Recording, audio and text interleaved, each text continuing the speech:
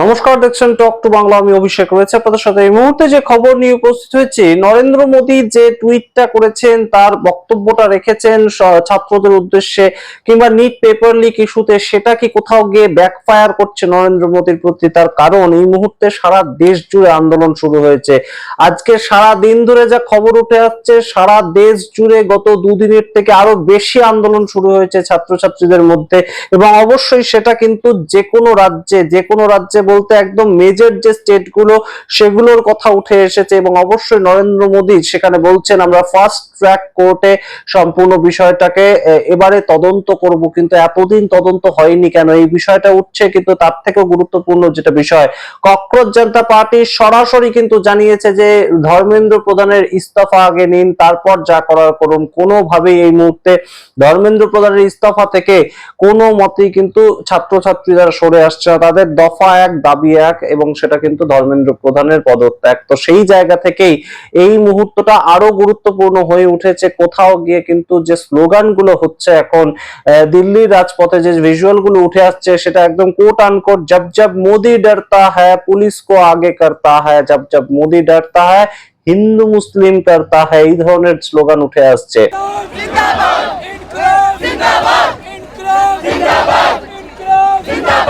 जब जब मोदी डरता है पुलिस को आगे करता है, जब जब मोदी डरता है पुलिस को आगे करता है। একটা সন্ধিক্ষণে আমরা দাঁড়িয়ে রয়েছি, যখন কিন্তু বিরোধীদের দরকার পড়ছে না, কোনো বড় নেতার দরকার পড়ছে না। মানুষ এমনি রাস্তায় বেরোচ্ছেন এবং এমনি তারা প্রতিবাদে সামিল হচ্ছেন। এবং সেই জায়গার ছবি যেটা উঠে আসছে, সেটা কিন্তু মারাত্মক তীব্রতর প্রতিবাদ এই মুহূর্তে তৈরি হচ্ছে। শুধু যন্তর মন্তরে নয়, তার সঙ্গে মিজোরাম, কেরালা, অরুণাচল প্রদেশ, তামিলনাড়ু, তেলেঙ্গানা, মধ্যপ্রদেশ, গোয়া, গুজরাট, বিহার, ওয়েস্ট বেঙ্গল, প্রত্যেকটা জায়গায় তীব্রতর প্রোটেস্ট চলছে। সারা দেশ থেকে যুব সমাজ, ছাত্র সমাজ তারা রাস্তায় নেমে পড়েছে। এবং কোথাও গিয়ে 20 তারিখের আগে যে ধরনের একটা ইস্তফার দাবি ছিল, সেটা কিন্তু 20 তারিখের পর সম্পূর্ণ বাঁধ ভেঙে দিয়েছে। এবং ছাত্র যুবদের এখন একমাত্র বক্তব্য যে যা কিছু করার করো, ধর্মেন্দ্র প্রধানের ইস্তফা নিতে হবে, কারণ আর আমরা সহ্য করব না, এই বিষয়টা উঠে আসছে। এবং আপনারা ভাবার চেষ্টা করুন, গুজরাট, যেখানে নরেন্দ্র মোদীর নিজের জায়গা, যেখান থেকে নরেন্দ্র মোদী পর পর কয়েকটা টার্মে চিফ মিনিস্টার হয়েছে, তারপর সেখান থেকেই তিনি মডেল হিসেবে উঠে এসে গুজরাট মডেল দেখিয়ে তিনি দেশের প্রাইম মিনিস্টার হয়েছেন। তার পরবর্তীতে 15টা বছর কাটতে চলেছে, সেই জায়গাতেও পর্যন্ত রীতিমতন কিন্তু পুলিশের সঙ্গে ধস্তাধস্তি। এবং অবশ্যই যে জায়গাটা আমরা দেখতে পাচ্ছি, প্রয়াগরাজে আপনারা জানেন বিভিন্ন সময় বিভিন্ন পেপার লিকের জন্য প্রয়াগরাজ একদম প্রসিদ্ধ একটা জায়গা, কিংবা বলা যেতে পারে সেখানে পেপার লিক সংক্রান্ত সবচেয়ে বেশি প্রোটেস্ট দেখা যায়। তো সেই প্রয়াগরাজ যেন এখন বাড়তি একটা অক্সিজেন পেয়েছে। এই মুহূর্তে যা খবর উঠে আসছে, প্রয়াগরাজ এবং চণ্ডীগড় এবং রাজস্থানের কোটা, এই তিনটে জায়গাতে বাঁধ ভাঙা মানুষের ভিড় কিন্তু রাস্তায় নেমে পড়েছে। এবং অবশ্যই বিহারের পাটনা, আপনারা জানেন যে বিহারের পাটনা থেকে সবচেয়ে বেশি মানুষজন ইউপিএসসি পরীক্ষা দেয় এবং তারা আইএএস আইপিএস অফিসার হয়। সেই ধরনের ছবিগুলো আমাদের কাছে উঠে আসে। কিন্তু কয়েকদিন আগেও আপনাদের কাছে জানিয়েছিলাম যে এসএসসি পরীক্ষা বিহারে ক্যান্সেল হয়ে গিয়েছে এই পেপার লিক করার জন্য। এই পেপার বলতে অ্যান্সার স্ক্রিপ্টটা, সেটা 50 লক্ষ টাকার বিনিময়ে বিক্রি হয়ে গিয়েছিল, যার জন্য এসএসসি পরীক্ষাটা ক্যান্সেল। এই আন্দোলনের ঝড় কিন্তু এখন আরো তীব্রতর হচ্ছে, যখন থেকে নরেন্দ্র মোদী এই বক্তব্যটা রেখেছেন যে আমরা ফাস্ট ট্র্যাক কোর্টের মাধ্যমে সম্পূর্ণ বিষয়টা তদন্ত করব।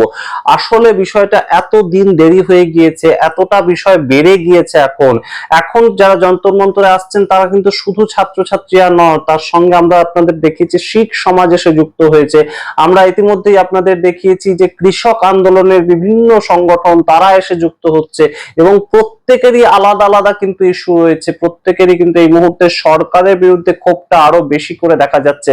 অনেকে হঠাৎ করে এসে যন্তর মন্তরে বলছেন ইথানল মিশ্রিত যে পেট্রোল, সেটার কথা।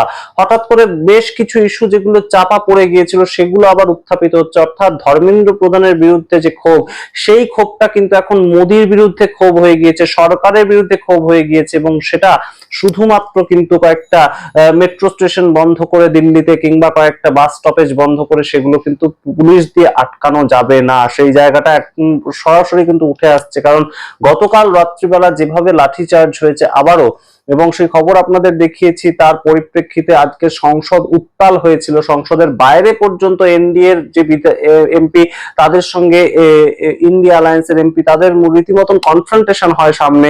তারা ক্ষোভ বিক্ষোভ দেখাতে থাকেন, প্রত্যেকে কালো কাপড় পরে আসেন, এই ধরনের কথাবার্তাগুলো আজকেও হয়েছে। তো সেই জায়গা থেকে কোনো মতেই সংসদ চালাতে পারছেন না শাসক দল। একদম সরাসরি যেটা খবর উঠে আসছে যে ধর্মেন্দ্র প্রধানের ইস্তফা যদি এই মুহূর্তে না নেন তাহলে কিন্তু অবশ্যই নরেন্দ্র মোদীর পক্ষে এই সামগ্রিক বিষয়টাকে সামাল দেওয়া বেশ খানিকটা চাপের হবেই। তার কারণ সোনাম ওয়াংচুক একদিকে অনশন ভাঙছেন না, তিনি সম্পূর্ণভাবে ধর্মেন্দ্র প্রধানের ইস্তফা চাইছেন। ককরোচ জনতা পার্টি তারা বারংবার জানাচ্ছে যে আমরা কোনো মতেই কোনো কিছু শুনবো না, ধর্মেন্দ্র প্রধানের ইস্তফা চাই, এবং তারা কিন্তু বারংবার শেয়ার করছে যে প্রত্যেক জায়গাতেই ককরোচ জনতা পার্টির আন্দোলনের সূত্র ধরে তাদের কারোর কাছে কোনো পতাকা নেই। ককরোচ জনতা পার্টি বা বাম দল বা কংগ্রেস কারোর কোনো পতাকার দরকার হচ্ছে না। মানুষ রাস্তায় নেমে পড়ছেন ডক্টর বি আর আম্বেদকর তার ছবি নিয়ে, একটা সংবিধানের বই হাতে নিয়ে, কেউ জাতীয় পতাকা হাতে নিয়ে রাস্তায় নেমে পড়ছে। সেটা মিজোরাম থেকে শুরু করে প্রয়াগরাজ, গুজরাট, তামিলনাড়ু, পশ্চিমবঙ্গ প্রত্যেকটা জায়গায় হচ্ছে। এমনকি যে সমস্ত জায়গাগুলোতে আমরা একদম ডবল ইঞ্জিন সরকার ভরসাযোগ্য ভাবে বছরের পর বছর টিকে আছে, গুজরাট, সেই গুজরাটে পর্যন্ত এই আন্দোলনের আজ কিন্তু গনগনে হয়ে রয়েছে। বিহার এই আন্দোলনের আজ গনগনে হয়ে রয়েছে এবং প্রচুর মানুষের সঙ্গে কিন্তু পুলিশের কনফ্রন্টেশন হচ্ছে, ব্যারিকেড নিয়ে মানুষ চলে যাচ্ছেন। কোথাও গিয়ে সেই সমস্ত ছবিগুলো যখন বেরিয়ে আসছে অবশ্যই কিন্তু এই মুহূর্তে অস্বস্তিতে ভারতীয় জনতা পার্টি। সমস্ত ইস্যু একদিকে এবং ছাত্রদের উপর আন্দোলন করা হলো কেন সেই ইস্যুটা অনেকটাই কিন্তু বাড়তি একটা জায়গায় চলে এসেছে এবং অবশ্যই সেটাকে কোথাও গিয়ে ইগনোর করার মতন কিন্তু কোনো জায়গা নেই এখন সরকারের পক্ষে। অবশ্যই এই মুহূর্তে প্রধান যদি কোনো কাজ হয়ে থাকে, সবচেয়ে গুরুত্বপূর্ণ যদি কোনো কাজ হয়ে থাকে, তারা ইস্তফা গ্রহণ করুক। এবং এই ইস্তফা যদি গ্রহণ করে তাহলে তাতেই বা কি আছে, যে এইটাই তো প্রমাণিত হবে যে মোদী সরকার ছাত্রছাত্রীদের কথা শুনলো। এর থেকে তো বেশি কিছু প্রমাণিত হবে না। দেশের ছাত্রছাত্রীদের একটা দাবি ছিল, সরকার তাদের দাবি শুনলো। তো সরকার তো মানুষের দাবি শোনার জন্যই সরকার একদম ইলেক্টেড হয়। তো সেই ক্ষেত্রে সমস্যার কি রয়েছে? এর আগেও তো মোদী সরকার এই কৃষক বিল ফিরিয়ে নিয়েছিল কৃষক আন্দোলনের পরে। এই ধরনের আরেকটা ঘটনা ঘটলে মোদী সরকার 2019 সালে যেভাবে মেজরিটি নিয়ে এসেছিল সেই মেজরিটি নিয়ে হয়তো আবারও 2029 সালে আসতে পারে। তো এই বিষয়গুলো যদি এই মুহূর্তে না থামে তাহলে কিন্তু এই আন্দোলন আরো বৃহত্তর রূপ ধারণ করতে পারে, তেমন সবাই বুঝতে পারছেন। এবং হয়তো তাই জন্যই নরেন্দ্র মোদী নিজে একদম সরাসরি এই টুইটটা করেছেন যে আমরা ফাস্ট ট্র্যাক কোর্টের মাধ্যমে সম্পূর্ণ বিষয়টাকে তদন্ত করব, বিচারের আওতায় আনবো, কাউকে ছাড়া হবে না। সরকার অবশ্যই যুবদের জন্য অত্যন্ত ভাবিত। এই বিষয়গুলো বোধহয় এই মুহূর্তে নরেন্দ্র মোদীকে করতে হচ্ছে, এই বিষয় নিয়ে একদম বক্তব্য রাখতে হচ্ছে। না হলে নিট পেপার লিক তো বহু মাস আগে হয়েছে এবং তারপর আরেকটা রিনিট পরীক্ষা হয়ে গিয়েছে, তার রেজাল্ট বেরিয়ে গিয়েছে, সমস্ত কিছু চলছে।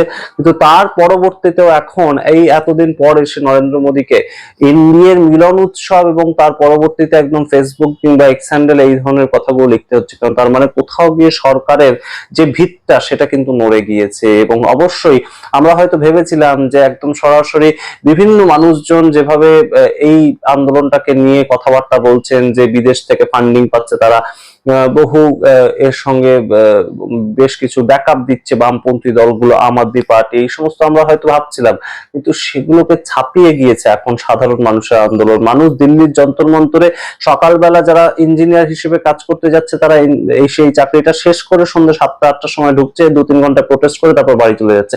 এরকম বহু মানুষের রেগুলার রুটিন হয়ে গেছে। কেউ কেউ অফিস যাওয়ার আগে, কলেজ যাওয়ার আগে আসছে, সকালবেলা যন্তর মন্তরে স্লোগান দিচ্ছে, প্রোটেস্ট করছে এবং তার পরবর্তীতে তারা বাড়ি চলে যাচ্ছে। এইরকম ঘটনা ঘটছে বহু এবং আশপাশের রাজ্যগুলো থেকে কিন্তু বহু মানুষজন দিল্লির বুকে গিয়ে আছেন দিনের পর দিন, সেরকম ঘটনা ঘটছে। আপনারা সামগ্রিক রিপোর্টের ভিত্তিতে কি মনে করেন অবশ্যই কমেন্ট বক্সে কমেন্ট করুন। অরিজিৎ সিং থেকে সচিন তেন্ডুলকার কিংবা একদম সালমান খান প্রত্যেকে এটার পাশে দাঁড়িয়েছেন।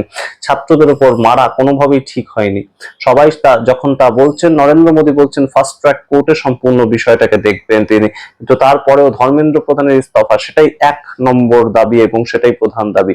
সেটাকে গ্রহণ করতে পারবে সরকার, নাকি কোথাও গিয়ে অহংকারের উপর ভিত্তি করে এই আন্দোলন আরো বৃহত্তর রূপরেখা ধারণ করবে, সেটাই সরকার চাইছে। আপনারা কি মনে করেন অবশ্যই কমেন্ট বক্সে কমেন্ট করুন। দেখতে এখন টক টু বাংলা, অবশ্যই টক টু বাংলা ইউটিউব চ্যানেলটিকে সাবস্ক্রাইব করতে ভুলবেন না।